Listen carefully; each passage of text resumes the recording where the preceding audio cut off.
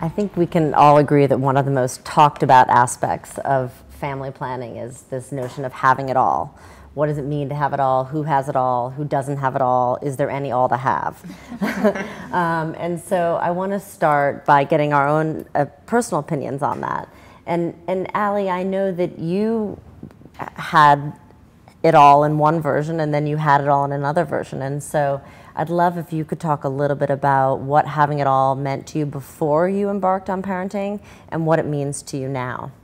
Well, I think like you said, I don't know that there is an all, but for, as long as I can remember, getting pregnant, having kids, and being a stay-at-home mom was kind of it for me. That's what I wanted to do, and I loved it. And I stayed home for 5 years, and then after 5 years of being a stay-at-home mom, I kind of missed that part of me, that that drive that I have, that I wanted to do something else. And so now here I am, 16 shops later, trying to raise my kids and trying to run this business, which it's like I have plagued with guilt.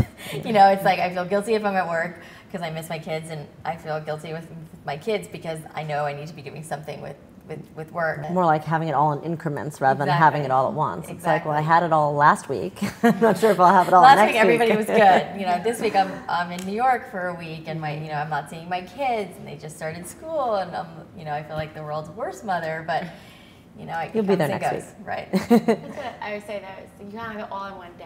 I think we get so hard on ourselves because we're like, in one day I should be able to do great things in business, see my kids, see my husband, take care of myself.